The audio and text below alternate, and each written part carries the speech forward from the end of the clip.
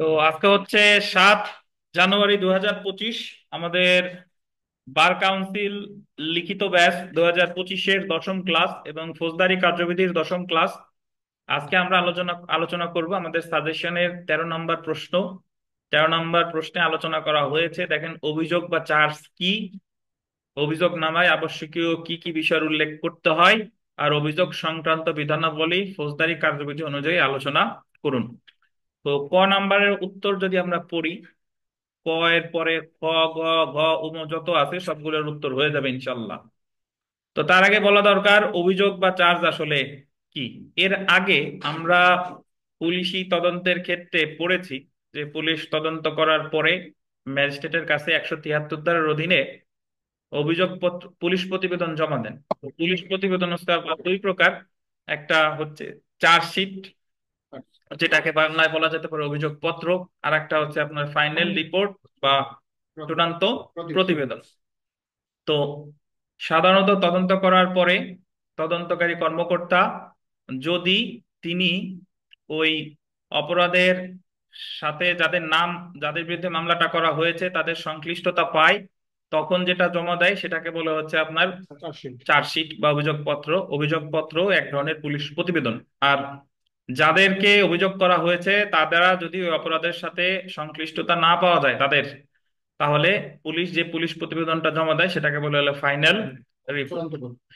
তো ওখানে আমরা যে চার্জশিট বা অভিযোগপত্র পড়েছিলাম আর এখন যে অভিযোগ বা চার্জ পড়বো, দুইটা কিন্তু এক জিনিস না। ওখানে অভিযোগপত্রটা জমা দেয় পুলিশ কার কাছে? ম্যাজিস্ট্রেটের কাছে। আর এরপরে সিআর মামলা বা জিআর মামলা হোক, যখন মামলাটা আমলি আদালত থেকে বদলি হয়ে যায় বিচারিক আদালতে, তখন বিচারিক আদালতে আপনার চার্জ শুনানি হয়। তার আগে ডিসচার্জের প্রেয়ার দেয় আসামি যে তাকে অব্যাহতি দেওয়া হোক। শোনার পরে যদি তাকে অব্যাহতি না দেওয়া হয়, তারপরে আপনার আদালত জিজ্ঞাসা করে আসামিদেরকে যে আপনার বিরুদ্ধে এত এত ধারায় চার্জ গঠন করা হলো, আপনি কি দোষী নাকি নির্দোষ। তখন সে যদি বলে যে আমি নির্দোষ, বা দোষী যাই বলুক না কেন, দোষী বললেও উনি চার্জ গঠন করতে পারে, নির্দোষ বললেও উনি চার্জ গঠন করতে পারে। তো চার্জ আসলে কাকে বলে? চার্জ আসলে বলে যে মামলার এক পক্ষ যেটা দাবি করে অপর পক্ষ যেটা অস্বীকার করে, সেটার উপর ভিত্তি করে চার্জ গঠিত হয়। তো এটা দেওয়ানি মামলা হলে এটাকে বলে বিচার্য বিষয় বা ইস্যু গঠন। আর ফৌজদারি মামলা হলে এটাকে বলে চার্জ গঠন বা অভিযোগ গঠন। তাহলে আপনার মনে রাখতে হবে চার্জ গঠন করার দায়িত্ব কার? আদালতের। আর অভিযোগ পত্র যেটা বলতেছি চার্জশিট, এটা পুলিশ দিচ্ছে কার কাছে? ম্যাজিস্ট্রেটের কাছে। আর চার্জশিট যখন আমলে নেয়, পুলিশ প্রতিবেদন যখন আমলে নেয়, মামলাটা বদলি করে দেয়, বিচারিক আদালতে আসে, বিচারিক আদালতে আসে ডিসচার্জের শুনানি হয়, তারপরে হলো কি গঠন করে? চার্জ গঠন করে। চার্জ গঠনের দায়িত্ব হচ্ছে কার? আদালতের। তো এই চার্জ গঠন সম্পর্কে আমাদের ফৌজদারি কার্যবিধির 221 ধারা থেকে 240 ধারা পর্যন্ত আলোচনা করা হয়েছে। তো আমরা একটু চার্জ গঠনে কি একটু বিস্তারিত এখানে চলে আসি। দেখেন, প্রথমে যদি আমরা আসি যে উত্তরে চলে আসি, চার্জ বা অভিযোগ। ফৌজদারি কার্যবিধিতে অভিযোগের কোনো নির্দিষ্ট সংজ্ঞা দেওয়া হয়নি। অ্যাকচুয়ালি সংজ্ঞা একটা দিছে, বাট ওই সংজ্ঞা দ্বারা চার্জ রে বোঝা যায় না। তো দেখেন, 4-1 ধারা অনুযায়ী অভিযোগ বলতে একাধিক শিরোনাম সম্বলিত অভিযোগের যে কোনো শিরোনামকে অন্তর্ভুক্ত করে। তো এটা খুবই দ্ব্যর্থবোধক একটা সংজ্ঞা। মানে এটা আপনি পড়লে অ্যাকচুয়ালি কিছুই বোঝা যায় না যে অভিযোগ বলতে একাধিক শিরোনাম সম্বলিত অভিযোগের যে কোনো শিরোনামকে অন্তর্ভুক্ত করে। একাধিক শিরোনামের অভিযোগের যে কোনো শিরোনামকে অন্তর্ভুক্ত করে মানে হলো, একাধিক শিরোনাম বলতে বোঝায় যে একজন ব্যক্তি চুরি করছে, ধরেন তার বিরুদ্ধে ওই 379 ধারা, তারপরে যদি আরো সাথে অন্য কোনো অপরাধ করে, যে আপনার বিরুদ্ধে এত এত ধারায় চার্জ গঠন করা হলো। তো এগুলা কি একাধিক শিরোনাম? প্রতিটা ধারা একটা কি শিরোনাম। এত এত ধারায় চার্জ গঠন হলো যে কোনো শিরোনামকে অন্তর্ভুক্ত করে, মানে প্রতিটা যে অভিযোগ আনা হয়েছে এই প্রতিটাই এক একটা কি চার্জ। বুঝতে পারছেন? প্রতিটা শিরোনামই হচ্ছে এক একটা চার্জ। তো এই সংজ্ঞা দ্বারা আসলে প্রকৃতপক্ষে পরিষ্কারভাবে বোঝা যায় না চার্জ আসলে কি। তবে আমরা একটু পড়ি। দেখেন, চার্জ হচ্ছে কোনো ব্যক্তির বিরুদ্ধে দেওয়া নির্দিষ্ট অভিযোগের একটি সংক্ষিপ্ত বিবৃতি, যাতে ওই ব্যক্তি প্রাথমিকভাবে তার বিরুদ্ধে আনীত অভিযোগ সম্পর্কে জানার অধিকারী। মানে তার বিরুদ্ধে যে চার্জ গঠন হয় তার মাধ্যমে আসামি আসলে জানতে পারে যে তার বিরুদ্ধে কোন অপরাধের বিচার হচ্ছে। চার্জ গঠন হলো ফৌজদারি কার্যক্রমের একটি গুরুত্বপূর্ণ ধাপ। এটি আন্ডারলাইন করবেন, বিচার পর্যায় থেকে তদন্তকে পৃথক করে।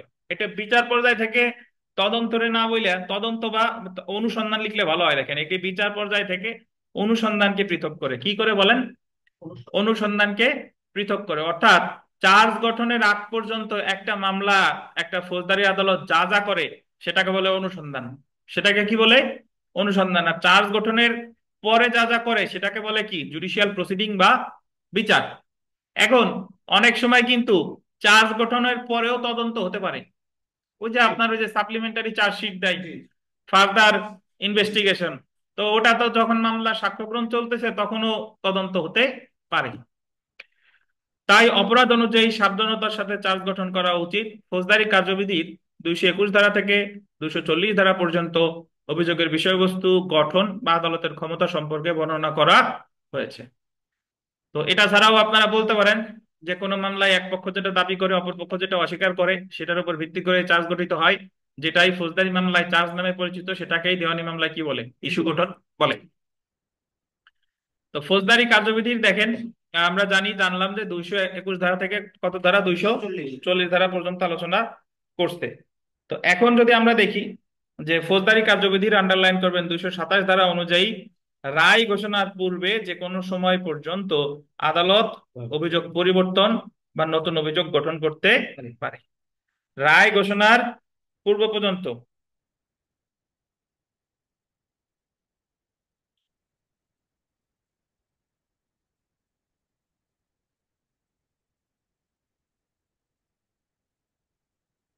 রায় ঘোষণার পূর্ব পর্যন্ত যে কোনো সময় আদালত অভিযোগ পরিবর্তন বা নতুন অভিযোগ গঠন করতে পারে। তবে এরূপ প্রতিটি পরিবর্তন বা সংযোজন আহ আসামিকে পড়ে শোনাতেও ও বোঝাতে হবে। এটার অর্থ হলো যে আমরা আলাদা এই ধারাটা পরে পড়বো যে যখন কারো বিরুদ্ধে ধরেন 379 ধারা চার্জ গঠন করা হলো, তো চার্জ গঠন করার পরে মামলা যখন সাক্ষ্য গ্রহণ চলতেছে ওই 379 ধারা চার্জের বিচার হচ্ছে তার, কিন্তু আদালত ইচ্ছা করলে যদি মনে হয় যে তার বিরুদ্ধে আসলে 379 হবে না, তার বিরুদ্ধে চার্জ গঠন হবে 380-তে, সে চুরিটা ঘরের ভিতরে করছে, তাহলে 379-র চার্জ পরিবর্তন করে উনি রায়ের আগ পর্যন্ত কোনটা গঠন করতে পারে? 380। এটার বলে হলো পরিবর্তন। আর নতুন যেটা, নতুন চার্জ গঠন হলে 379 তো আছে, তো আছেই, তার সাথে দেখা গেল যে আরো একটা যোগ করছে, যে সে শুধু চুরি করে নাই, সে আরেকজনের আঘাতও করছে, তো 323 যোগ করতে পারে, 379 323। তো এই নতুন অভিযোগ গঠন বা পরিবর্তন উভয়ই আলোচনা করছে কত ধারায়? 227 ধারায়। তবে এরূপ প্রতিটি পরিবর্তন বা সংযোজন আসামিকে পড়ে শোনাতে বা বোঝাতে হবে। এই যে যে প্রতিটা যে আপনারা এটা আসামিকে শোনাইতে হবে আর কি করতে হবে?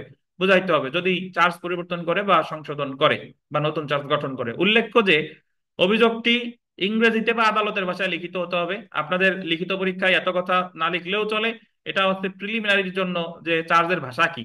চার্জের ভাষা হবে ইংরেজি ভাষা অথবা কি ভাষা? আদালতের ভাষা।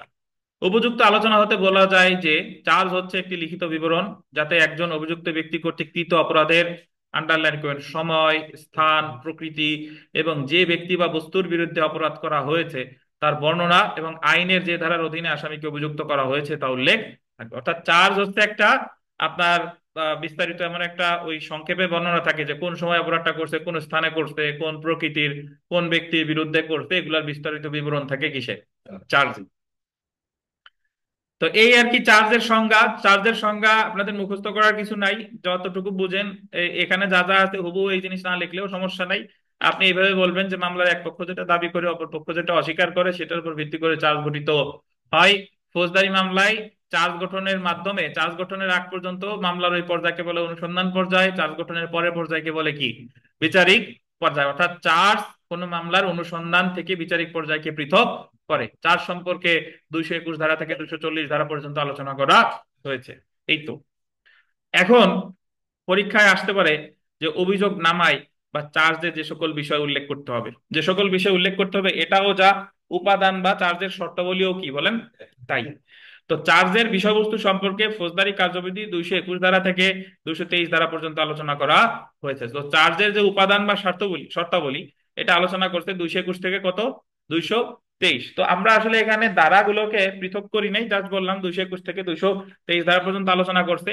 উক্ত ধারা অনুযায়ী একটি অভিযোগনামায় নিম্নলিখিত বিষয় উল্লেখ করতে হবে। প্রথম যেটা দেখেন, 1 নাম্বার, চার্জে বিবরণ থাকতে হবে। অপরাধের নির্দিষ্ট নাম উল্লেখই যথেষ্ট বিবরণ। এটার অর্থ হলো যে একজন ব্যক্তি ধরেন চুরি করেছে, তো চুরি কিভাবে করেছে এটার বিস্তারিত বিবরণ দিতে হবে, সে অমুক জায়গায় করছে এই করছে। কিন্তু যদি কোনো অপরাধের নির্দিষ্ট নাম থাকে তাহলে আর বিস্তারিত বিবরণ দেওয়ার দরকার নাই, তাহলে বুঝবে যে চুরির অপরাধে তার বিরুদ্ধে চার্জ গঠন করা হলো এত ধারায়। কিন্তু যদি কোনো অপরাধের সুনির্দিষ্ট নাম না থাকে, তার তার তার তার নাম নাই। ধরেন একটা খাবার আপনারা জিজ্ঞেস করলো যে তুমি কি খাইছো, আপনি নাম জানেন, বললেন যে আমি বিরিয়ানি খাইছি, কিন্তু যে খাবারের নাম আপনি জানেন না, জিজ্ঞেস করলে যে কি খাইছো, তাহলে তো আপনি ওই খাবারের কোনো সুনির্দিষ্ট নাম জানেন না, তাইলে বর্ণনা দিবেন যেরকম চাল চাল ছিল, চালের ভিতরে কি ছিল, মাংস ছিল, ভালো সুপ ঘ্রাণ ছিল, এই টাইপের একটা আলুও ছিল, আলু বোখরাও পাইছি।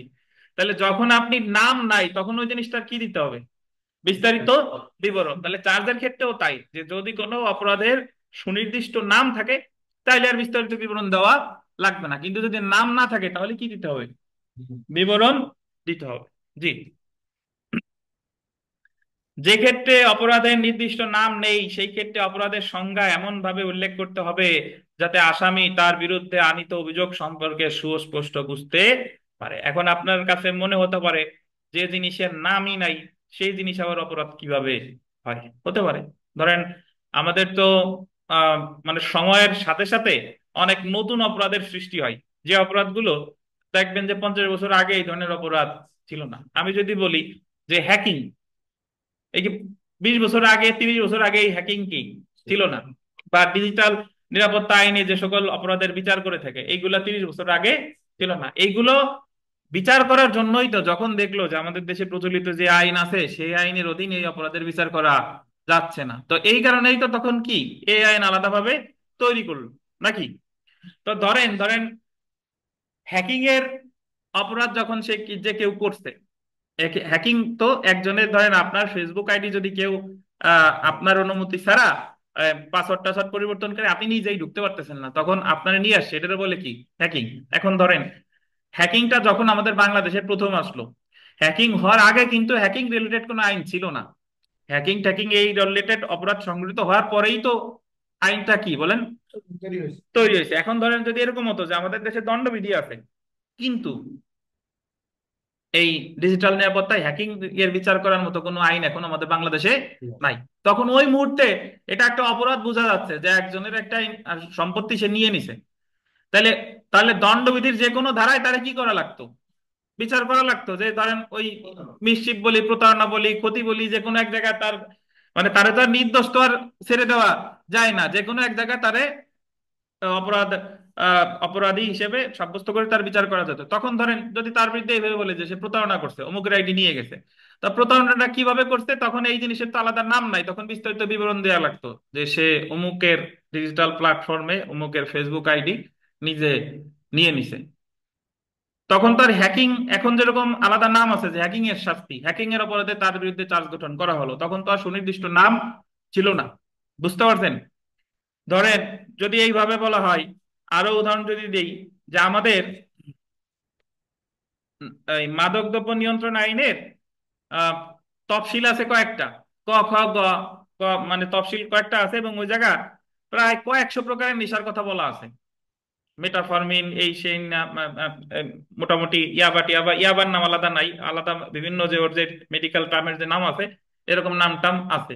কিন্তু তারপরেও মাদক দ্রব্য নিয়ন্ত্রণ আইন 2018 একটা ধারা আছে, ওই ধারায় বলা আছে যে ভবিষ্যতে যদি কোনো নেশা জাতীয় দ্রব্যের আবিষ্কার হয়, যে নেশা জাতীয় দ্রব্যের নাম আমাদের এই মাদক দ্রব্য নিয়ন্ত্রণ আইনের কোনো জায়গা নাই, তাহলে তার সাজা হবে এত বছর। মানে ওই জায়গায় একটা বিধান কি অলরেডি দিয়ে রাখছে যে যে নতুন করে যদি কোনো নেশার কি হয় তৈরি হয় তখন তার বিরুদ্ধে মামলা হবে কোন ধারায়, ওই ধারায়। তা উদাহরণস্বরূপ আমি যদি আপনাদের বলি যে ধরেন এলএসডি নাম শুনছেন, এলএসডি, এলএসডির নাম যদিও আমাদের মাদকদ্রব্য নিয়ন্ত্রণ আইন আছে, এলএসডি শুনছি যে এরকম কাগজ টাগজ কি কি ছবি টবি আঁকা আছে জিব্বের নিচে এই দিয়া এই ইয়া করে, মানে নেশা জাতীয় দ্রব্য। তো তো যদি ওটার নাম আমাদের মাদকদ্রব্য নিয়ন্ত্রণ আইনে না থাকতো কিন্তু তার বিরুদ্ধে চার্জ গঠন করবে, তখন তো আর ওই নেশা জাতীয় দ্রব্যের নাম নাই, তাহলে ওটার কি দিত, যে বিস্তারিত বিবন্ধিত যে অমুক ব্যক্তি এই ধরনের জিনিস দিয়ে নেশা জাতীয় দ্রব্য গ্রহণ করেছে, তাই তার বিরুদ্ধে এত ধারায় চার্জ গঠন করা হলো। তো সহজ যে কথা সেটা হলো যে যদি কোনো জিনিসের নাম থাকে, অপরাধের নাম থাকলে নাম দিতে হবে।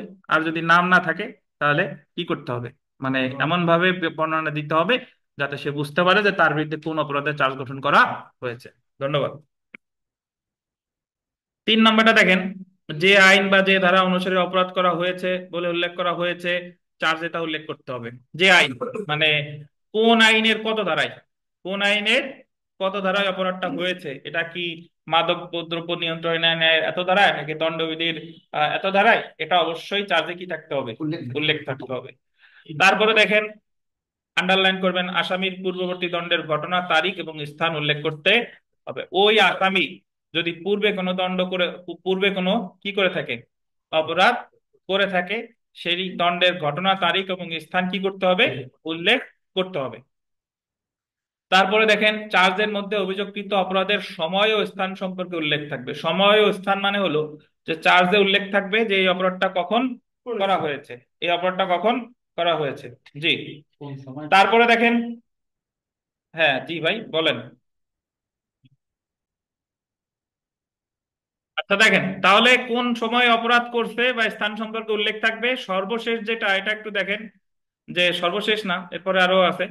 আসামিকে যখন, 6 নম্বর, আসামিকে যখন অপরাধমূলক বিশ্বাস ভঙ্গের বা অসাধুভাবে অর্থ আত্মসাতের অভিযোগ গঠনে চার্জ, মানে অভিযোগে চার্জ গঠন করা হয়, তখন সম্পূর্ণ দফা বা সুনির্দিষ্ট তারিখ উল্লেখ না করে যে পরিমাণ টাকা সম্পর্কে অপরাধ করা হয়েছে মোটামুটি ভাবে তাই, এবং যে তারিখ সময়ের মধ্যে অপরাধ করা হয়েছে তাই উল্লেখ করলেই যথেষ্ট হবে।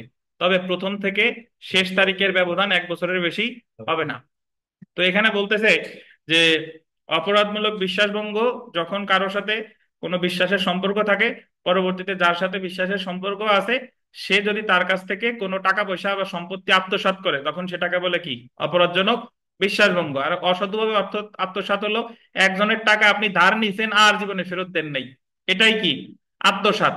রাস্তায় টাকা পাইছেন, আপনি নিয়ে নিয়েছেন, প্রকৃত মালিককে খুঁজে বের করার চেষ্টা করেন নাই, এটা হলো অসাধুভাবে অর্থ আত্মসাৎ। তো যদি এরকম চার্জটা হয় আমাদের দণ্ডবিধির অপরাধমূলক বিশ্বাসভঙ্গ মানে হলো 406 থেকে 409 ধারা পর্যন্ত। আর অসাধুভাবে আত্মসাৎ বলা যেতে পারে হচ্ছে আপনার 403, 404, 403, 404 এই অপরাধের যদি চার্জ গঠন করা হয়, এবং যদি কোনো মামলায় থাকে যে কত তারিখ থেকে কত তারিখের মধ্যে সুনির্দিষ্টভাবে অপরাধ করছে, একাধিকবার যদি করে থাকে বা সুনির্দিষ্ট তারিখের উল্লেখ নাই, তাহলে চার্জে উল্লেখ করতে পারে যে আনুমানিক এত তারিখ থেকে এত তারিখের মধ্যে সে অপরাধ করেছে। তবে এই তারিখের ব্যবধান, প্রথম থেকে শেষ তারিখের ব্যবধান কত বছরের বেশি হবে না, 1 বছরের বেশি হবে না। এটা বলছে 222 ধারায়। তো এটা প্রিলিমিনারি পরীক্ষার জন্য গুরুত্বপূর্ণ যে কোন ধরনের অপরাধের ক্ষেত্রে সুনির্দিষ্ট দফা বা সুনির্দিষ্ট তারিখ উল্লেখের প্রয়োজন নাই, সেটা কি, অপরাধমূলক বিশ্বাসভঙ্গ আর অসাধুভাবে সম্পত্তি আত্মসাৎ। এবং চার্জ গঠনের ক্ষেত্রে প্রথম থেকে শেষ তারিখের ব্যবধান ওই যে উল্লেখ করবে যে এত তারিখ থেকে এত তারিখের মধ্যে অপরাধটা করেছে, বাট প্রথম থেকে শেষ তারিখের ব্যবধান কতদিনের বেশি হবে না, 1 বছরের বেশি হবে না। কিন্তু এটা কিন্তু সকল অপরাধের ক্ষেত্রে না। যদি বলে যে সে হত্যা করছে জানুয়ারির 1 তারিখ থেকে 31শে ডিসেম্বরের মধ্যে অমুক অমুকরে হত্যা করছে, এটা কিন্তু হবে না। শুধুমাত্র কোন ধরনের অপরাধের ক্ষেত্রে, অপরাধমূলক বিশ্বাসভঙ্গ এবং অসাধুভাবে সম্পত্তি আত্মসাৎ। তারপরে দেখেন, আমরা চলে আসি 7 নম্বরটা, এটা গুরুত্বপূর্ণ। এটা আমাদের লিখিত পরীক্ষায় প্রবলেমেটিক প্রশ্ন আসে যে কিছু কিছু অপরাধ, গোল দিবেন কি উপায়ে, কি উপায়ে সংঘটিত হয়েছে তা চার্জে উল্লেখ করতে হবে। আমরা প্রথমে পড়েছিলাম যে যদি অপরাধের নাম থাকে তাহলে সুনির্দিষ্টভাবে কি উপায়ে সংঘটিত হয়েছে এটা লেখার দরকার নাই। যদি ধরেন ঘরে চুরি করছে, তাহলে ঘরে কি, কিভাবে ঢুকছে, শীট কাটছে, দরজা জানালা ভাঙছে, কি কি করছে, এই বিস্তারিত বিবরণ দেওয়ার দরকার নাই, যে 380 ধারায় চার্জ গঠন করা হলো। কিন্তু কিছু কিছু অপরাধ আছে যে নাম থাকলেও এই অপরাধ নামের সাথে সাথে কি উপায়ে সংগঠন করছেন এটাও চার্জে উল্লেখ করা লাগবে। যদি কি উপায়ে চার্জ অপরাধটা করছে এটা যদি চার্জে উল্লেখ না করেন, তাহলে আপনি চার্জ ভুলভাবে গঠিত হয়েছে বলে গণ্য হবে। সেই অপরাধ গুলো কি কি একটু দেখেন, 3টা অপরাধ মনে রাখতে হবে। প্রতারণা, প্রতারণা কিভাবে করছে, সে টাকা পয়সা কিভাবে নিছে বা ছদ্মবেশে প্রতারণা করছে না কিভাবে প্রতারণা করছে, এটা চার্জে কি থাকতে হবে, উল্লেখ থাকতে হবে। মিথ্যা সাক্ষ্যদান, মিথ্যা সাক্ষ্যদান কি আদালতে দিতেন না কোনো অন্য কোনো কার্যক্রমে সরকারি কর্মচারীর কাছে দিচ্ছেন, এটা কি চার্জে উল্লেখ থাকতে হবে। আর সরকারি কর্মচারীকে তার দায়িত্ব পালনে বাধা দান, সরকারি কর্মকর্তারে আপনি দায়িত্ব পালনে কিভাবে বাধা দিচ্ছেন? ওই যে আপনি কি আঘাত করছেন, নাকি গুরুতর আঘাত করছেন, নাকি বল প্রয়োগ করছেন, নাকি আপনি আক্রমণ করছেন, এই বিস্তারিত বর্ণনা সেখানে থাকতে হবে। তো এটা প্রিলিমিনারির জন্য গুরুত্বপূর্ণ। বা লিখিত পরীক্ষায় মাঝে মাঝে প্রশ্ন আসে যে একজন সরকারি কর্মচারীরে বাধা দিছে, কিন্তু কি উপায়ে বাধা দিছে এটা চার্জে সুনির্দিষ্টভাবে লেখা হয় নাই। এখন চার্জ গঠনটা কি ঠিক হয়েছে কিনা বিস্তারিত ভাবে অবশ্যই কি উপায়ে বাধা দিছে এটা কি লিখতে হবে, এটা ওখানে লিখতে করতে হবে। প্রতারণা কি উপায় হয়েছে এটা অবশ্যই কি উল্লেখ করতে হবে, না হলে কিন্তু এটা হবে না। তারপরে দেখেন 224 ধারা, এটা আমাদের উপাদানের অংশ না, বাট জানতে হবে। 224 ধারায় বললো যে চার্জে উল্লেখিত শব্দের অর্থ। ও তার আগে একটু জেনে রাখেন, এই যে তিনটা অপরাধের নাম, এটা কি উপায় হয়েছে এটা লিখতে হবে। এই তিনটা অপরাধের এই কথাগুলো বলছে কত ধারায়? 223। 223। 224 ধারাটা দেখেন, চার্জে উল্লেখিত শব্দের অর্থ। ফৌজদারি কার্যবিধির 224 ধারার মতে যে আইন অনুসারে দণ্ডনীয়, যে আইন অনুসারে অপরাধ দণ্ডনীয়, চার্জে উল্লেখিত শব্দের অর্থ সে অনুসারে করতে হবে। একটু যদি ব্যাখ্যা দেই, যে ধরেন চার্জ গঠন হয়েছে দণ্ডবিধি অনুসারে, তাহলে দণ্ডবিধিতে ধর্ষণের যে ব্যাখ্যা সেটাই মানতে হবে। চার্জ গঠন যদি হয় নারী ও শিশু নির্যাতন দমন আইন অনুসারে, তাহলে নারী ও শিশু নির্যাতন দমন আইনে ধর্ষণের যে ব্যাখ্যা সেটা মানতে হবে। সেই ক্ষেত্রে দণ্ডবিধি আনা যাবে। বুঝেন কিনা? জি। ধরেন দণ্ডবিধিতে বলছে যে 14 বছরের কম বয়স্ক কোন নারীর সাথে তার সম্মতি সহ বা সম্মতি ছাড়া যদি সম্পর্ক স্থাপন করে সেটা ধর্ষণ। কিন্তু নারী ও শিশু নির্যাতন দমন আইনে বলছে 16 বছরের কম, 16 বছরের কম। এখন একজনের বিরুদ্ধে ধরেন দণ্ডবিধিতে মামলা হয়েছে, ধর্ষণের মামলা। এখন জানা গেল যে ওই যে ভিকটিম, যে তার বয়স হলো 15 বছর। তো এখন এই জায়গায় উকিল সাহেব যদি রেফারেন্স দেয়, যে বা আদালত যদি বলে যে নারী শিশু নির্যাতন দমন আইন তো 16 বছরের নিচে হইলেই ধর্ষণ, তাহলে 15 যেহেতু, এটা দণ্ডবিধি অনুসারে সাজা দেওয়া যাবে, যাবে কিনা? যাবে না। যে আইন অনুসারে চার্জ গঠন করতে হবে, শব্দের ব্যাখ্যা কি সে আইন অনুসারে করতে হবে। আর এক আইন এই জায়গা নিয়ে আসলে হবে না। বুঝছেন? তো এই কথাটাই বললো কত ধারায়? 224 ধারায়।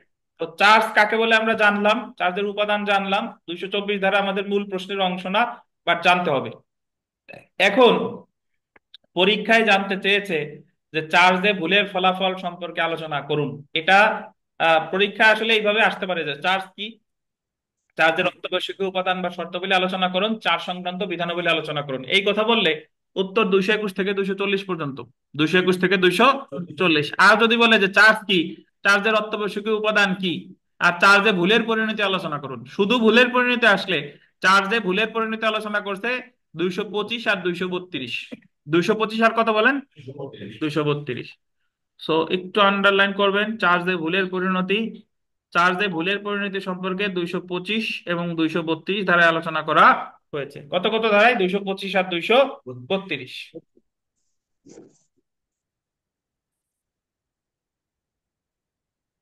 আচ্ছা, 225 ধারায় বলছে যে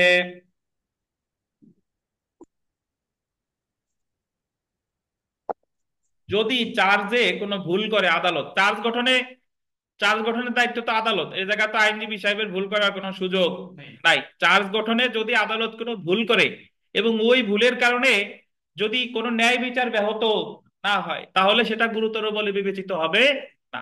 বুঝেন কিনা? চার্জ গঠনে যদি কোনো ভুল হয় এবং ভুলের কারণে যদি ন্যায় বিচার ব্যাহত না হয়, সেটা গুরুতর বলে বিবেচিত হবে না।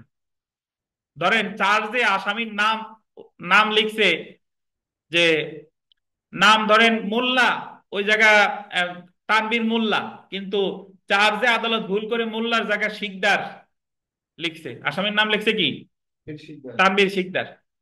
তো কিন্তু তানবীর শিকদার নামেই হাজিরা টাজিরা দিয়ে গেছে, সে জামিন টামিনও হইছে, ভুল ভুল বলেই। এখন তারা যখন সাজা দিয়ে ফেলছে, সাজা দেওয়ার পরে সে আপিল করছে, আপিল করে বলতেছে যে আমার চার্জে আমার নাম ভুল আছে, তো আমার সাজা বাতিল করা হোক, আমি অমুক না, আমার নাম তো তানবীর মোল্লা। তো এই ভুল কিন্তু গুরুতর ভুল বলে বিবেচিত হবে না। কারণ এটা তুমি যে তানবীর মোল্লা বা তানবীর শিকদার যদি ভুল লিখেও থাকে, তুমি তো এই অনুযায়ী এতদিন হাজিরা দিয়ে আসছো, মামলায় ট্রায়াল ফেস করছো, এখন এসে বললে কি হবে না? যখন ভুল যদি লিখে থাকতো তাহলে তুমি তখন সেটার বিরুদ্ধে কি করতা? রিভিশন করতা, সেটার বিরুদ্ধে রিভিশন করতা। সো নামের এইটুক ভুলের কারণে এটা কি বলে বিবেচিত হবে না? গুরুতর বলে বিবেচিত হবে না। আরো ভালো উদাহরণ নিচে আছে, দেখেন, আমরা একটু পড়বো, তার আগে একটু বলে নেই যে চার্জে যদি ভুল থাকে, ভুলের কারণে যদি ন্যায় বিচার ব্যাহত না হয়, তাহলে সেটা গুরুতর বলে বিবেচিত হবে না। এটা 225। আর 232-এ বললো যে চার্জে ভুলের কারণে যদি ন্যায় বিচার ব্যাহত হয়, তাহলে সেটা গুরুতর বলে বিবেচিত হবে। এখন আপনার প্রশ্ন হলো যে ন্যায় বিচার ব্যাহত হয়েছে কি হয় না, এটা আমি বুঝবো কিভাবে? ন্যায় বিচার ব্যাহত হয়েছে কি হয় নাই এটা আমি কিভাবে বুঝবো? এটা বুঝবো ইনশাল্লাহ। তো আপাতত এতটুকু মনে রাখেন, 225 হলো চার্জে ভুল ছিল, কিন্তু ন্যায় বিচার ব্যাহত না হলে গুরুতর বলে বিবেচিত হবে না। এটা কত? 225। আর চার্জে ভুল ছিল কিন্তু ন্যায় বিচার ব্যাহত হয়েছে, এটা গুরুতর বলে বিবেচিত হবে। এটা কত? 232। তো একটু পড়ি, পড়লে উদাহরণ সহ এই 225 32 গুরুত্বপূর্ণ।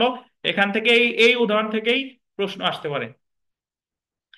চার্জে ভুলের পরিণতি সম্পর্কে 225 ও 232 ধারায় আলোচনা করা হয়েছে। 225 ধারা অনুসারে চার্জে ভুলের কারণে যদি ন্যায় বিচার ব্যাহত না হয়, তাহলে গুরুতর বলে বিবেচিত হবে না। অপরদিকে 232 ধারা অনুসারে চার্জে ভুলের কারণে যদি ন্যায় বিচার ব্যাহত হয়, উক্ত ভুল গুরুতর বলে বিবেচিত হবে এবং উচ্চ আদালত কর্তৃক উক্ত চার্জ কি হবে? বাতিল বলে গণ্য হবে। সো প্রথমে আমরা 225-এ আসি। চার্জে ভুলের পরিণতি। ফৌজদারি কার্যবিধির 225 ধারা মতে চার্জ বা অভিযোগে অপরাধের বর্ণনা বা অন্য কোনো তথ্য পরিবেশনার সময় কোনো ভুল হলে বা কোনো কিছু বাদ পড়লে যদি আসামি বিভ্রান্ত না হয়, আসামি কি বলেন, বিভ্রান্ত না হয় বা ন্যায় বিচার ব্যাহত না হয়, তাহলে তা মামলার কোনো পর্যায়ে গুরুতর ভুল বলে বিবেচিত হবে না। অর্থাৎ যদি চার্জ গঠনে কোনো ভুল যদি থাকে, কোনো কিছু যদি বাদ পড়ে, আসামি ধরেন বিভ্রান্ত হয় নাই, ন্যায় বিচারও ব্যাহত হয় নাই, তাহলে সেটা গুরুতর ভুল বলে বিবেচিত হবে না। অর্থাৎ এই ধরনের ভুলের কারণে মামলার বিচারে কোনো ধরনের কি সৃষ্টি হবে না? ব্যাঘাত সৃষ্টি হবে না। আমরা উদাহরণ একে চলে আসি। উদাহরণ এক,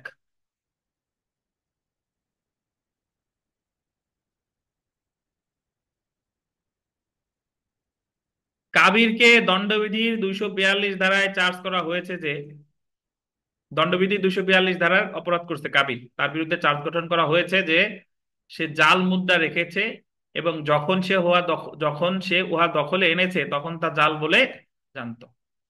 কিন্তু চার্জে বল দিবেন প্রতারণা শব্দটি বাদ পড়েছে। মানে চার্জ গঠন করা হওয়া উচিত ছিল এইভাবে যে প্রতারণার উদ্দেশ্যে জাল মুদ্রা রেখেছে, এবং এটা হলো ভাষা হওয়া উচিত ছিল, কি বলেন, প্রতারণার উদ্দেশ্যে জাল মুদ্রা রেখেছে এবং যখন সে উহা দখলে এনেছে তা জাল বলে জানতো। কিন্তু এই লাইনটার সাথে বাদ পড়ে গেছে কি? প্রতারণা শব্দটা বাদ পড়ে গেছে। তো ধরেন কাবির রে বিচার করে 242 ধারায় আদালত সাজা দিয়ে দিছে। 242 ধারায় কি সাজা দিয়ে দিছে, তখন এই সাজার বিরুদ্ধে সে আপিল করতে, আপিল আদালতে বলতেছে যে আমারে যে চার্জ গঠনে কইরা যে সাজা দিছে, এই এটা বৈধ হয় নাই। আদালত বলবে কেন বৈধ হয় নাই? কারণ চার্জ দিয়ে প্রতারণা শব্দটা বাদ পড়ছে, এই কারণে আমি বিভ্রান্ত হয়েছি, আমার সাজা দেওয়া যথাযথ হয় নাই। তখন আদালত বলবে যে কাবির, তুমি বেশি ভাব ধরো না, তোমার এই জায়গায় সাজা কিন্তু তুমি বিভ্রান্ত অ্যাকচুয়ালি হও নাই। কেন হও নাই? কারণ জাল মুদ্রা যে তুমি রাখছো, প্রতারণা শব্দটা বাদ পড়ছে বুঝলামই, বাট চার্জে তো বলা আছে জাল মুদ্রা রাখছো এবং সেটা তুমি জেনে শুনেই রাখছো। তাই একজন মানুষ জেনে শুনে জাল মুদ্রা কিসের জন্য রাখে? তার কি হবি জাল মুদ্রা সংগ্রহ করা? ডেফিনেটলি না। তো জাল মুদ্রা রাখে কিসের জন্য? প্রতারণা করার জন্যই রাখে। তো এখানে প্রতারণা শব্দ বাদ পড়ার কারণে ন্যায় বিচার কি হয় নাই? ব্যাহত হয় নাই। এখানে উক্ত শব্দটি বাদ যাওয়া গুরুতর ভুল বলে গণ্য হবে না। বুঝতে পারছেন? তাহলে এটা কত কত ধারা লাগবে? 200 কত? 225। তো তারপরে আমরা চলে আসি উদাহরণ 2। কাবিরের বিরুদ্ধে 1882 সালের, এটা দেখেন, 1882 সালের 21শে জানুয়ারি খোদা বক্স নামক এক ব্যক্তিকে হত্যার অভিযোগ করা হয়েছে। কাবিরের বিরুদ্ধে অভিযোগ আসছে সে হত্যা করতে কারে? খোদা বক্সে। কত তারিখে? 1882 সালের কত জানুয়ারি? 21শে জানুয়ারি কাবিরের বিরুদ্ধে অভিযোগ আসছে সে কারে হত্যা করছে? খোদা বক্সকে। আচ্ছা, কিন্তু প্রকৃতপক্ষে নিহত ব্যক্তির নাম হায়দার বক্স। কাবিরের আহ চার্জে গঠন করা হয়েছে তার বিরুদ্ধে যারে হত্যা করার জন্য, তার নাম লিখছে কি?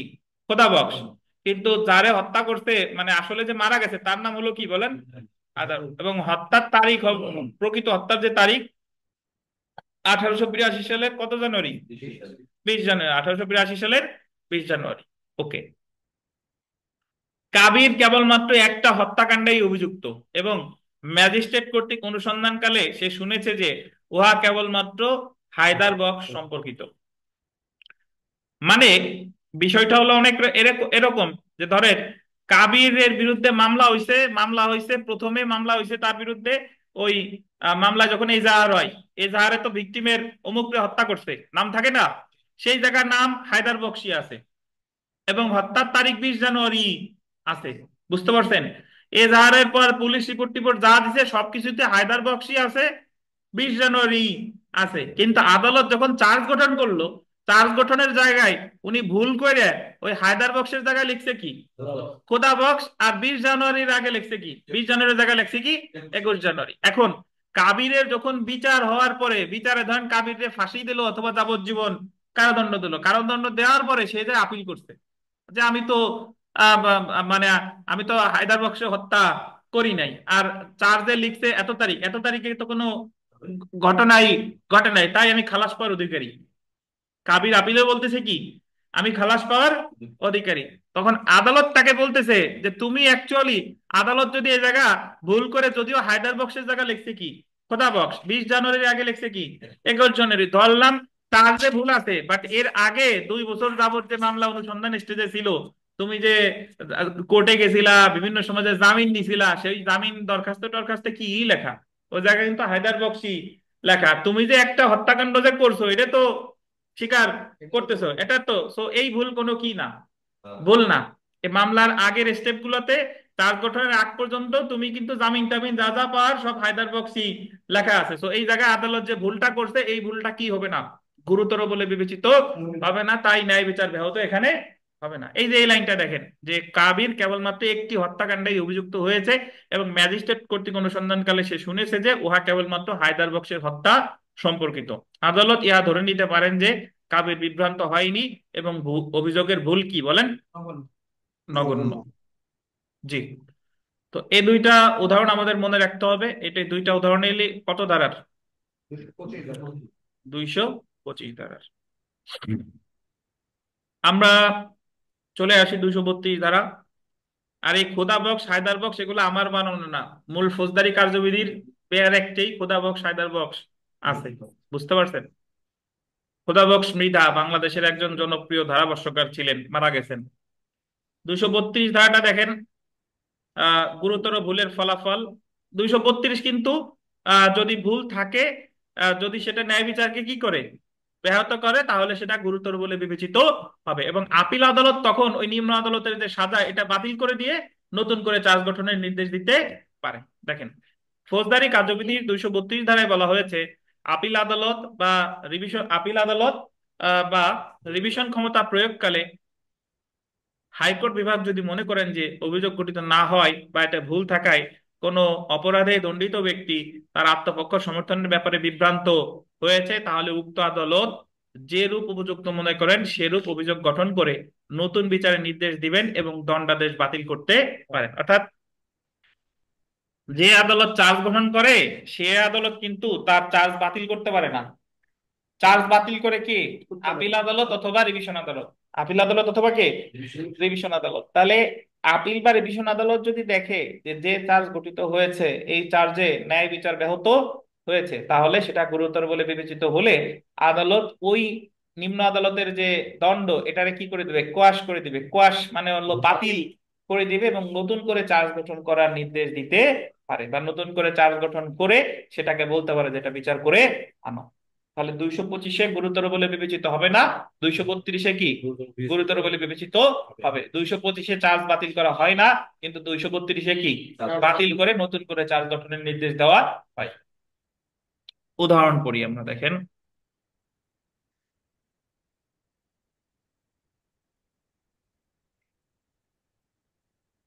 ককে 1882 সালের 20 জানুয়ারি হায়দার বক্সকে এবং 1882 সালের 21 জানুয়ারি খোদা বক্সকে হত্যার জন্য চার্জ করা হয়েছে। মানে তার বিরুদ্ধে চার্জ গঠন করা হয়েছে যে সে 1882 সালের 20 জানুয়ারি হত্যা করছে কারে? হায়দার বক্সকে। এবং 1882 সালের 21 জানুয়ারি হত্যা করছে কারে? খোদা বক্সকে। মানে তার বিরুদ্ধে কয়টা হত্যার অভিযোগ? দুইটা। একটা দুইটা। হলো 20 জানুয়ারি মারছে কাকে? হায়দার বক্সকে। আর 21 জানুয়ারি মারছে কাকে? কোথা বক্সে? খোদা বক্সকে। হায়দার বক্সকে হত্যার জন্য খোদা বক্স তাকে গ্রেফতারের চেষ্টা করেছিল। মানে হলো যে অনেক সময় এরকম হয় যে হায়দার বক্সকে হত্যা করার পর ধরেন খোদা বক্স একজন পুলিশ অফিসার, সে করিমরে গ্রেফতার করতে গেছে, যে গ্রেফতার করতে গেলে রাগ হয়ে যে হায়দার বক্সকে তো মারছি, আর কত বড় সাহস আমারে আবার গ্রেফতার করতে আসছো, তোমারও শেষ করে ফেললাম। তাহলে আগে মারছে কারে? হায়দার বক্সে। পরে মারছে কারে? খোদার বক্স। আর খোদা বক্স প্রকৃতপক্ষে করে কি করতে গেছিল? গ্রেফতার করতে গেছিল। ধরে নেই হচ্ছে একজন পুলিশ, মানে খোদা বক্স একজন কি ছিলেন? Police officer. আচ্ছা,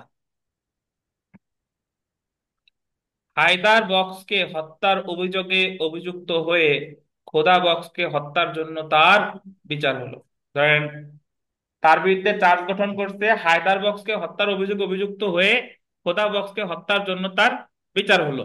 প্রকৃতপক্ষে যে সকল সাক্ষী উপস্থিত ছিল তারা সকলে হায়দার বক্স হত্যাকাণ্ডের সাক্ষী। মানে হলো তার বিরুদ্ধে চার্জ গঠন করছে ওই দুই হত্যাকাণ্ডের জন্যই চার্জ গঠন করছে, বাট যেটার বিচার হয়েছে সেটা হলো পরে যারা হত্যা করছে সেটার বিচার হয়েছে, খোদা বক্সের হত্যার বিচার হয়েছে। কিন্তু ওই বিচারে যারা আবার সাক্ষী দিছে তারা হলো হায়দার বক্সের হত্যাকাণ্ডের সাক্ষী।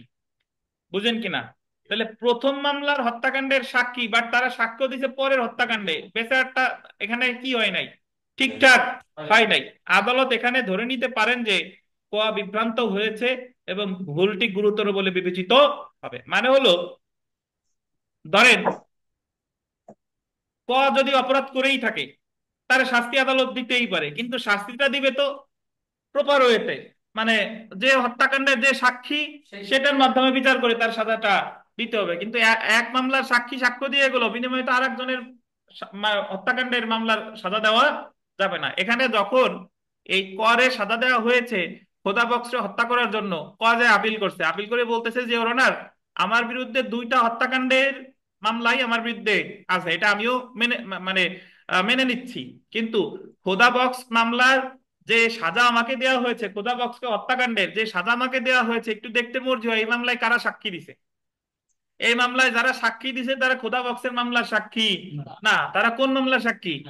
তাহলে হায়দার বক্সের সাক্ষীদের ভিত্তিতে কিভাবে আমার সাজা দিতে পারে? তাহলে আমার যে সাজাটা দিছে এটা কি? অবৈধ, বেআইনি। তখন আদালত এই সাজা কি করতে পারে? কোয়াশ করতে পারে এবং নতুন করে চার্জ গঠন করে বলবে যে এটার বিচার তুমি করো। কারণ এখানে চার্জে ভুল থাকার কারণে ন্যায় বিচার কি হয়েছে? ব্যাহত হয়েছে। তাই এই ভুলটি গুরুতর বলে বিবেচিত হবে। তাই আপিল আদালত বা রিভিশন আদালত তার যে পূর্বের যে সাজা, এই সাজা বাতিল করে দিয়ে নতুন করে চার্জ গঠন করে বিচারের নির্দেশ দিতে পারে। কত ধারায়? 232 ধারায়। অনুপ বুঝছেন নাকি মাথার মধ্যে খালি বক্স ঘুরতেছে? বক্স। মাথার ভিতর বক্স ঘুরতেছে? কোথা বক্স আর হায়দার বক্স? বুঝছি স্যার। খোদা বক্স আর হায়দার বক্সের কিন্তু দুইটাই উদাহরণ, মানে দুইটাই 225-এও আছে, আবার কি 232-এও আছে। একটার জায়গায় হলো প্রথম যেটা, সেটা হলো যে সে আসলে অমুকরে হত্যা করছে, কিন্তু ভুল ক্রমে চার্জে অন্য একটা নাম এসে গেছে। তখন আদালত বলবে যে ঠিক আছে, যদিও চার্জে অন্য নাম আসছে, বাট মামলার অনুসন্ধান স্টেজে তো নাম টাম সব ঠিকই ছিল, তো তুমি এই জায়গা ন্যায় বিচার এখানে ব্যাহত হয় নাই। এটা হলো 225। আর এই জায়গা হলো সে দুইজনের হত্যাকাণ্ডেরই জন্যই সে অভিযুক্ত। একজন হত্যাকাণ্ডের জন্য তার বিচার করা হয়ে গেছে, কিন্তু ওই হত্যাকাণ্ডের বিচারে যারা সাক্ষী দিয়েছে তারা হলো আরেক মামলার সাক্ষী। তো এখানে ন্যায় বিচার কি হয়েছে? ব্যাহত হয়েছে। তাই চার্জ পরিবর্তন, মানে চার্জ বাতিল করে নতুন করে চার্জ গঠনের নির্দেশ দিতে পারে। এটা হচ্ছে কত? 232। তো যদি পরীক্ষায় প্রশ্ন আসে যে চার্জ কি, চার্জের উপাদান সমূহ আলোচনা করুন আর চার্জে ভুলের পরিণতি সম্পর্কে আলোচনা করুন, তাহলে ওই যে এর আগ পর্যন্ত যা যা পড়লাম প্লাস চার্জে ভুলের পরিণতি আসলে কত কত দ্বারা? 225 আর 232। ধন্যবাদ। তাহলে ধারাতে লিখে দিলে তো অসুবিধা নেই। এখন আমরা চলে আসি চার্জ পরিবর্তন বা নতুন চার্জ গঠনের ফলাফল। চার্জ পরিবর্তন বা নতুন চার্জ গঠনের ফলাফল।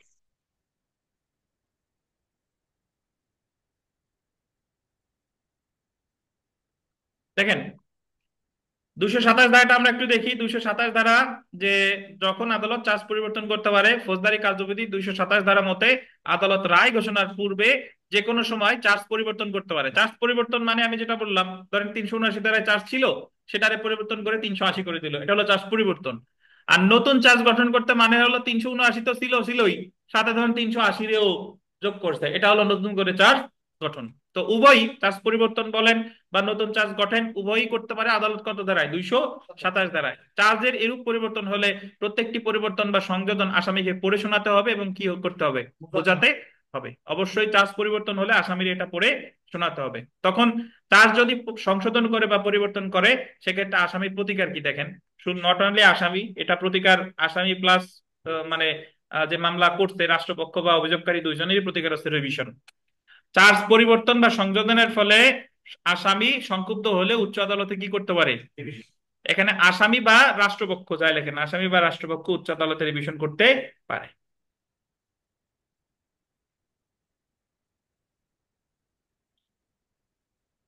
দুইজনই সংক্ষুব্ধ কেমনে হয় আমি একটু বুঝাই। ধরেন চার্জ গঠিত হয়েছিল 379 ধারায়, পরবর্তীতে মামলার সাক্ষ্য গ্রহণ স্টেজে এসে 379 সাজা ছিল 3 বছর, কিন্তু সাক্ষ্য গ্রহণ স্টেজে এসে চার্জ গঠন করছে 380 ধারায়। 379 বাদ দিয়ে গঠন করছে কত ধারায়? তাহলে 380-তে সাজা কত? 7 বছর। তাহলে এই জায়গা কম সাজা থেকে বেশি সাজায় চার্জ গঠন করছে, এই জায়গায় সংক্ষুব্ধ আসামি। সংক্ষুব্ধ আসামি, আসামির প্রতিকার কি? রিভিশন। আর যদি এরকম থাকে যে আগে চার্জ গঠন করেছিল 380-তে, কিন্তু পরবর্তীতে মামলা বিচারের সময় যে চার্জ পরিবর্তন করে করছে 379, তাহলে আগে ছিল 7 বছর, এখন হলো কত? তাহলে এই জায়গায় সংক্ষুব্ধ, তাহলে যেই সংক্ষুব্ধ হোক না কেন তার প্রতিকার হলো রিভিশন।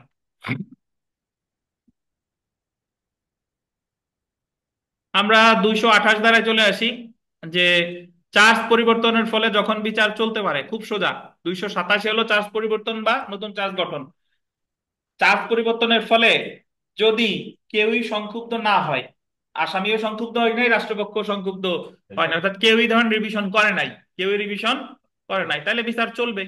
এটা হলো 228। 228। আর যদি কেউ সংক্ষুব্ধ হয় রিভিশন করে, তাহলে বিচার কার্যক্রম স্থগিত থাকবে। এটা হলো 229। চার্জ পরিবর্তন বা সংশোধন বা সংযোজনের ফলে যদি কেউই সংক্ষুব্ধ না হয়, তাহলে মামলার বিচার চলবে। 228। আর যদি কেউ সংক্ষুব্ধ হয়, তাহলে রিভিশন করলে মামলার কার্যক্রম স্থগিত থাকবে।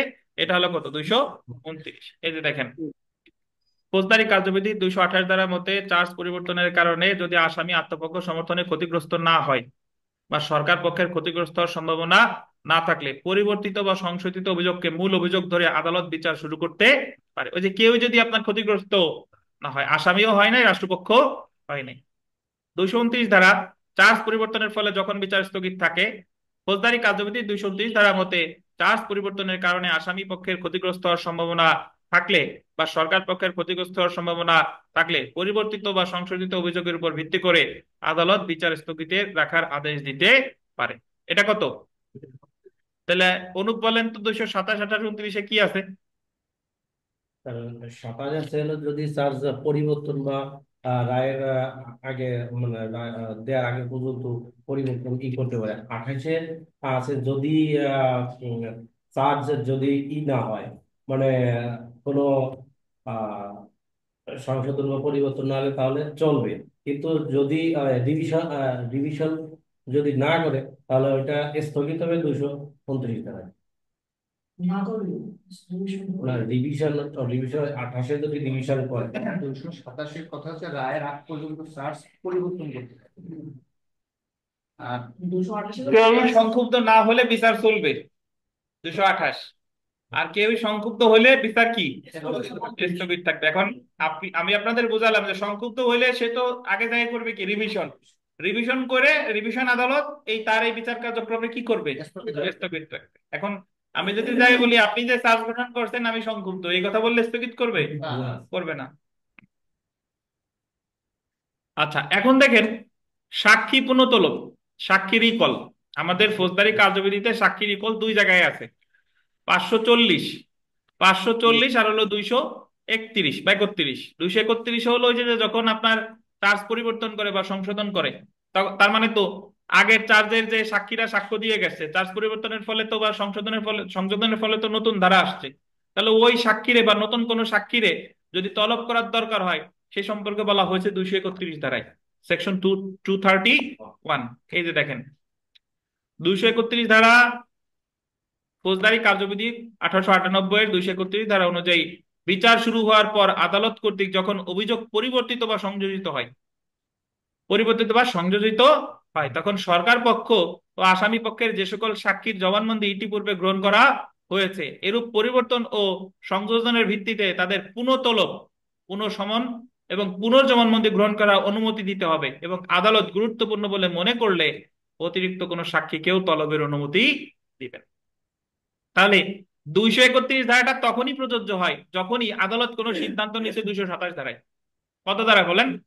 হয় চার্জ সংশোধন করেছে অথবা চার্জ কি করেছে, পরিবর্তন করছে। জি, এই পর্যন্ত যা পড়লাম এটা নিয়ে আপনাদের কোনো প্রশ্ন আছে কিনা?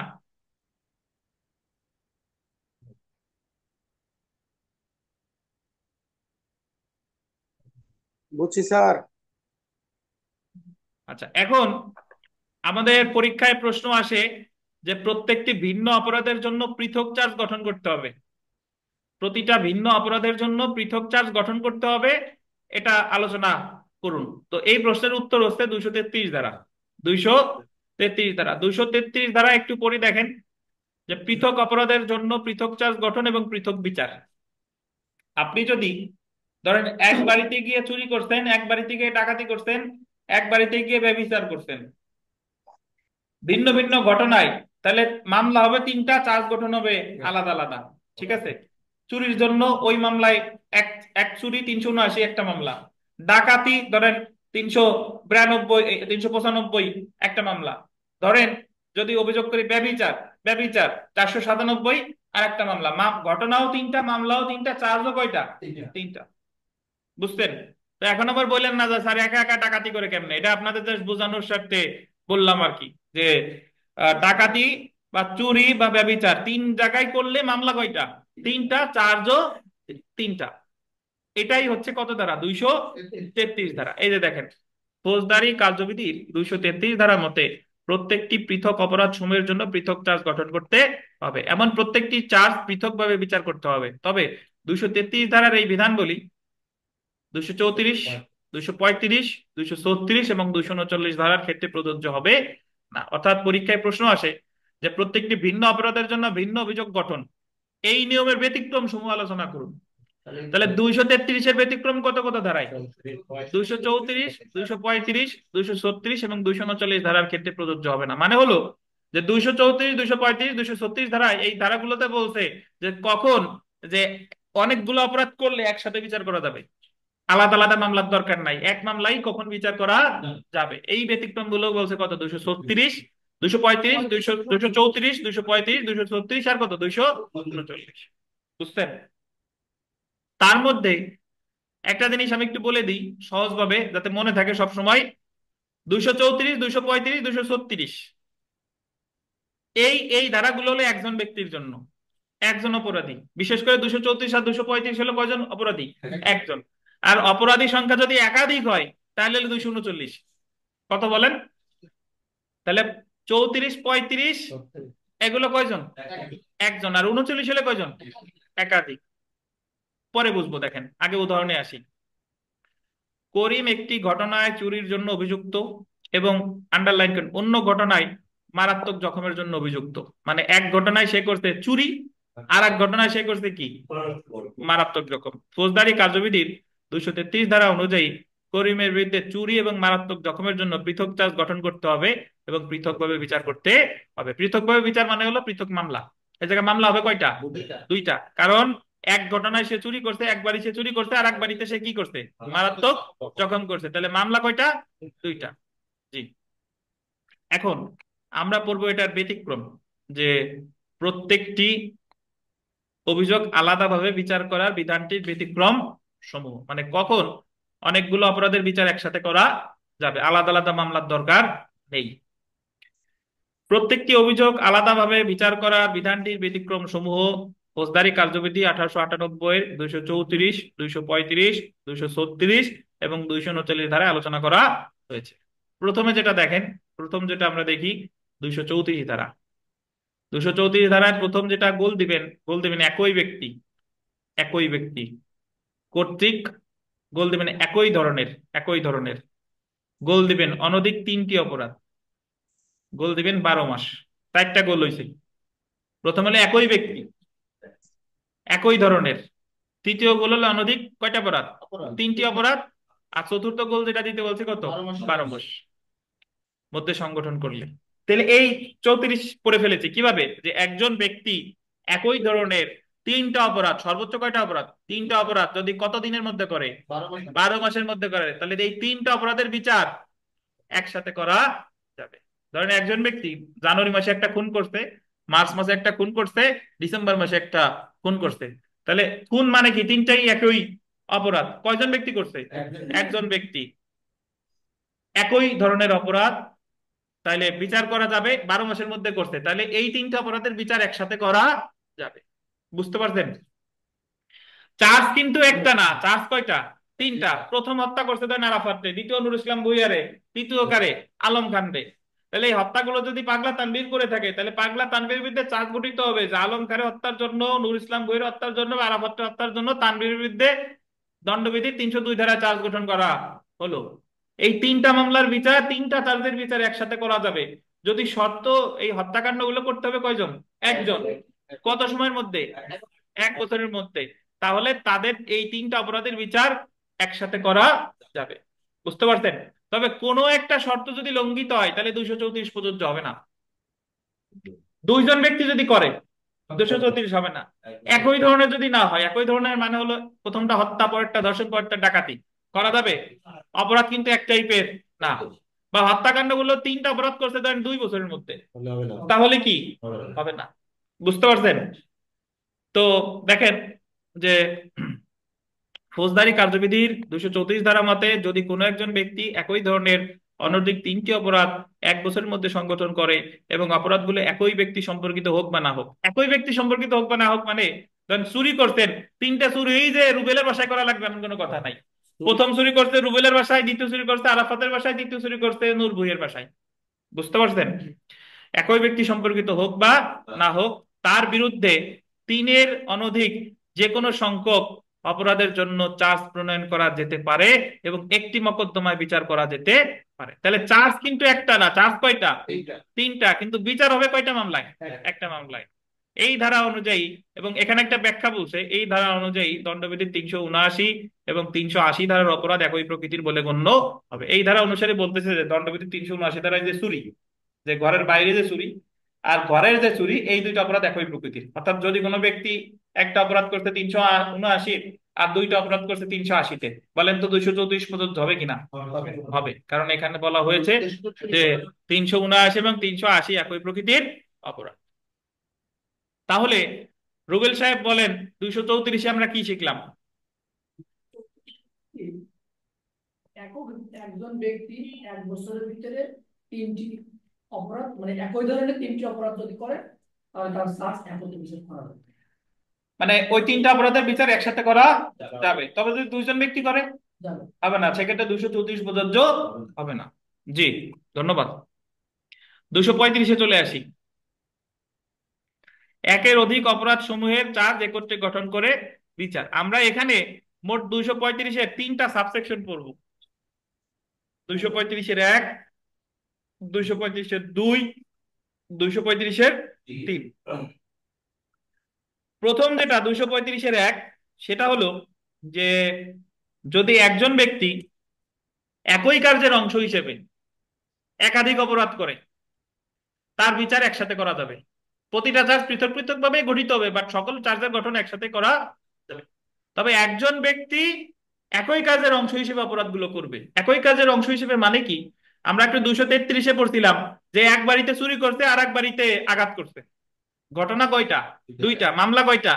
দুইটা। কিন্তু যদি এরকম হয় যে একজন লোক যে বাড়িতে চুরি করছে সেই বাড়িতে ব্যভিচার করছে সেই বাড়িতে আঘাত করছে, তাহলে এই ঘটনাগুলো একই কার্যের অংশ। তাহলে এই তিনটা অপরাধের বিচার, চার তিনটা কিন্তু বিচার করা যাবে একসাথে। এটা হলো 235-এর এক। বুঝতে পারছেন? চার্জ মানে আমি সহজ সূত্র শিখাই দিই, যে করা ধারা সেই করা চার্জ। বুঝছেন? তাহলে এই যে যে একজন ব্যক্তি চুরি করছে এটার জন্য একটা চার্জ 379, আঘাত করছে 323 এটার জন্য একটা চার্জ, ব্যভিচার করছে 497 ধারায় এটার জন্য কি একটা চার্জ। তাহলে এই তিনটা চার্জের বিচার একসাথে একই মামলায় করা যাবে যদি কাজগুলো একসাথে করে, একই কাজের অংশ হিসেবে করে। 235-এর কত? এক। কিন্তু যদি সে এক বাড়িতে চুরি করতো, আর এক বাড়িতে আঘাত করছে, আর এক বাড়িতে ব্যভিচার করছে, তাহলে মামলা হতো কয়টা? তিনটা। এবং তিনটা চার্জের বিচার তিনটা মামলায় করা হতো। কিন্তু যেহেতু এই ঘটনাগুলো একই একই কাজের অংশ, তাহলে এই তিনটা অপরাধের বিচার এক মামলায় করা যাবে। এটাই কত বলেন? 235-এর এক। এক 235-এর এক। এই জায়গাও লোক সংখ্যা, অপরাধীর সংখ্যা কয়জন? একজন। এই যে দেখেন, ফৌজদারি কার্যবিধি 235 ধারা মতে একের অধিক অপরাধ সমূহ একত্রে চার্জ গঠন করে যৌথভাবে বা একত্রে বিচার করা যাবে। একাধিক অপরাধের বিচার দেখেন, ফৌজদারি কার্যবিধির 235-এর এক ধারা মতে অনেকগুলো কার্য যদি এমন ভাবে সংযুক্ত থাকে যেন একই কাজের অংশ গঠন করে এবং একই ব্যক্তি উক্ত কার্য সম্পর্কিত বিষয়ে একাধিক অপরাধ করে, ওই যে আন্ডারলাইন কেন, একই কাজের অংশ গঠন করে এবং একই ব্যক্তি উক্ত কার্য, একই ব্যক্তি মানে কয়জন ব্যক্তি? একজন ব্যক্তি উক্ত কার্য সম্পর্কিত বিষয়ে একাধিক অপরাধ করে, উক্ত ক্ষেত্রে এমন প্রত্যেকটি অপরাধের জন্য উক্ত ব্যক্তির বিরুদ্ধে চার্জ গঠন করে একই বিচারে বিচার করা যেতে পারে। উদাহরণ পড়ি দেখেন, যে করিম ব্যভিচারের উদ্দেশ্যে দিনের আলোয় ঘর ভাঙে এবং ঘরে প্রবেশ করে খায়রুল খবিরের স্ত্রীর সাথে ব্যভিচার সংগঠন করে। কে জানি গতবার জিজ্ঞাসা করছিলেন যে স্যার ব্যভিচারে যদি করবে তারপর দিনের আলোয় এবার ঘর ভাঙছে কেন? দিনের আলোয় ঘর ভাঙতে পারে না, দেখা হলো তার স্বামী কবির তার স্ত্রী আটকায় রেখে গেছে, তাহলে আমার ছেলে তো ঘর ভেঙে দিনের আলোয় ঘর ভাঙে এবং কবিরের স্ত্রীর সাথে ব্যভিচার সংগঠন করে। ফৌজদারি কার্যবিধি 233 ধারা অনুযায়ী করিমের বিরুদ্ধে অপথে গৃহপ্রবেশের জন্য 454 ধারায় এবং ব্যভিচারের জন্য 497 ধারায় পৃথকভাবে চার্জ গঠন করে পৃথকভাবে বিচার করতে হবে।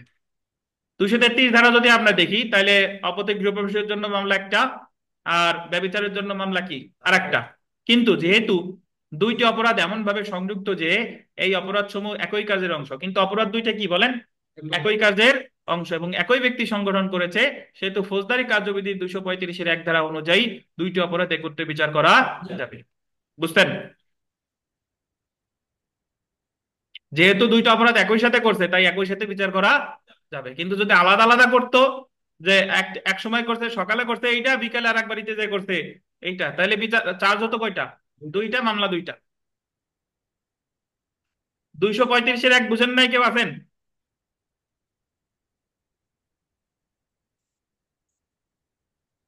ভুইয়া, 235-এর এক বলেন তো দ্রুত।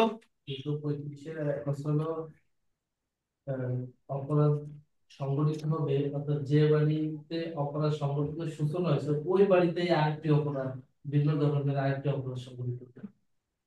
যেমন চুরি করার উদ্দেশ্যে ঢুকছে, আবার চুরি তো করতেই সাথে ওই বাড়ির মহিলার সাথে ব্যবচার করছে, ব্যবচার করে আসার সময় দেখা গেলো ওই বাড়ির মহিলার সাথে আমার মাথায় একটা আঘাতও দিয়ে আসছে। এই যে যে অপরাধগুলো করছে এই অপরাধগুলো এই ক্ষেত্রে চার্জ গঠন করে বিচার করা হবে। এটা বলেছে, এবং সকল অপরাধগুলোই একই কার্যের অংশ। আমরা চলে আসি 235-এর সাবসেকশন 2, দুইটি সংখ্যার অন্তর্ভুক্ত।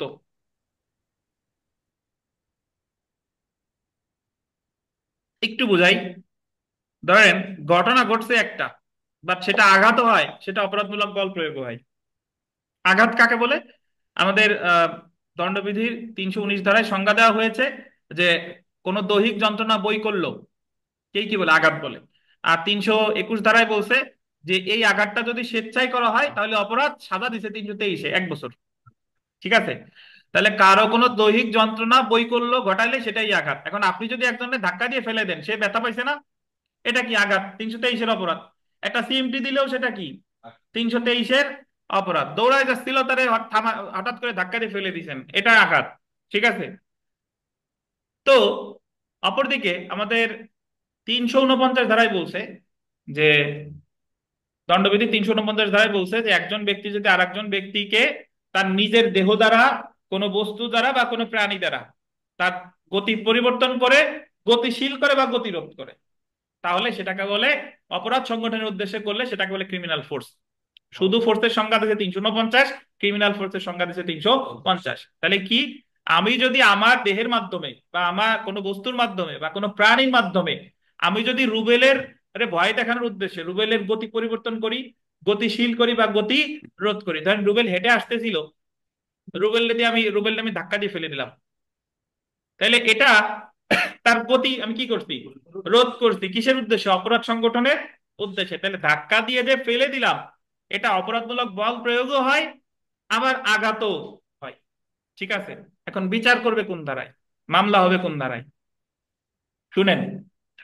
তাহলে ঘটনা ঘটছে হলো ধাক্কা দেওয়া, বাট এটা কিন্তু অ্যাকচুয়ালি দুইটা অপরাধী হচ্ছে, এটা আঘাতও হচ্ছে আবার কি অপরাধমূলক বল প্রয়োগ হচ্ছে। তো আমাদের এই 235-এর 2 ধারায় বলছে যে যদি কোনো কাজ, একটা ঘটনা, বাট সেটা যদি দণ্ডবিধির দুইটা সংজ্ঞায়িত অপরাধের মধ্যে পড়ে, তাহলে ওই দুইটা অপরাধেই তার শাস্তি দেওয়া যাবে, দুইটা অপরাধেই তার বিরুদ্ধে চার্জ গঠন করে সাজা দেওয়া যাবে। তাহলে একজন যদি আর একজনকে ধাক্কা দিয়ে ফেলে দেয়, এটা যেরকম 323 হয়, এটা সেরকম 352 ধারায়ও অপরাধ হয়।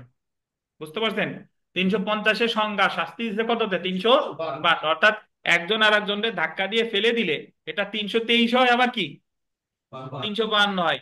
অনুপের কুকুর যদি একজনকে অনুপ পরিকল্পনা মাফিক একজনকে তাড়া করাইছে কুকুরে দিয়ে, কুকুরে বললো যে ওর একটা কামড় দিয়েছো, এবং কুকুর ঠিকই দেন কামড় দিয়ে আসছে, তাহলে অনুপ এই জায়গা 323-এর জন্য দণ্ডিত হবে, আবার 352-এর জন্য দণ্ডিত হবে। যে কোনো একটা না, আদালত ইচ্ছা করলে দুই ধারায় চার্জ গঠন করতে পারে। উনারে এই বৈধতা দিছে কত ধারায়, 335-এর 2।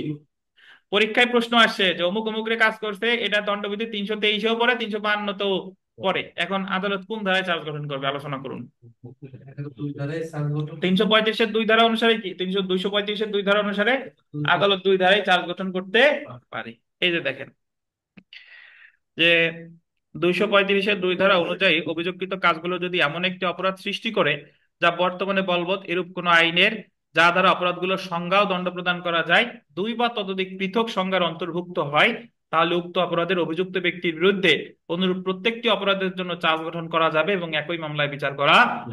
আপনি আপনার ভাষায় লিখবেন, এই ভাষায় যে লিখতে হবে এমন কোনো কথা নাই। আপনি লিখবেন যে যদি কোনো কাজ, অপরাধ একটা হয়েছে কিন্তু দণ্ডবিধির সংজ্ঞা অনুযায়ী যদি দুইটা সংজ্ঞায় সেটা অপরাধ হয়, তাহলে আদালত ইচ্ছা করলে দুইটা ধারায় তাকে শাস্তি দিতে পারে। এই বৈধতা দেওয়া হয়েছে ফৌজদারি কার্যবিধির কত ধারায়, 235-এর 2 ধারায়। জি, উদাহরণে যদি আসি, দেখেন এই উদাহরণটা বহু পরীক্ষায় এসেছে যে ক অন্যায় ভাবে খ কে লাঠি দ্বারা আঘাত করে। এখানে দণ্ডবিধির 321 ধারায় সংজ্ঞায়িত স্বেচ্ছায় আঘাত প্রদানের অপরাধ করেছে, যা 323 ধারায় শাস্তিযোগ্য। একই সাথে দণ্ডবিধির দণ্ডবিধির 350 ধারায় সংজ্ঞায়িত অপরাধজনক বল প্রয়োগ করেছে, যা দণ্ডবিধির 352 ধারায় শাস্তিযোগ্য। সুতরাং ক এর বিরুদ্ধে দণ্ডবিধির 323 ও 352 ধারার অধীনে প্রকৃতভাবে অভিযোগ গঠন করে উভয় ধারার অধীনেই কি দেওয়া যায়। বুঝতে পারছেন? তাহলে 235-এর 1-এ একজন ব্যক্তি অপরাধ করছে, যতগুলো অপরাধ করছে একই কাজের অংশ হিসেবে সকল অপরাধ একসাথে চার্জ গঠন করে বিচার করা যাবে। 235-এর 1। 235-এর 2 অপরাধ করছে একটা, আবার যদি দুইটা ধারায় সংজ্ঞায়িত হয় তাহলে দুই ধারায় তারে শাস্তি দেওয়া যাবে। এটা কত, 235-এর কত বলেন, 2। যেটা আপনারা বুঝেন না, একটু জটিল মনে হয় আপনাদের অনেকের কাছে, আমি শুনছি, সেটা হলো 235-এর 3। 235-এর 3 যে কাজের দ্বারা একটি অপরাধ হয় কিন্তু একত্রিত করা হলে ভিন্ন অপরাধ হয়। একটু বুঝেন, আমি যদি উদাহরণটা এইভাবে দেই, ধরেন অনেক সময় অনেকগুলো ক্ষুদ্র ক্ষুদ্র অপরাধ মিলে একটা বড় অপরাধ হয়, বা ক্ষুদ্র ক্ষুদ্র ওই বড় অপরাধকে যদি ভাগ করি তাহলে ক্ষুদ্র ক্ষুদ্র অপরাধ হয়। কিভাবে? ধরেন 392 ধারায় 391 ধারায় হলো 392 ধারায়, জি 392 ধারায় হলো দস্যুতার সাজা বলছে, দস্যুতার সাজা 10 বছর সশ্রম কারাদণ্ড। আর 394 ধারায় বলছে যে দস্যুতার সংগঠনের ফলে যদি আঘাত দেয়, আঘাত সহ যদি দস্যুতা করে, তাহলে সাজা 394-তে।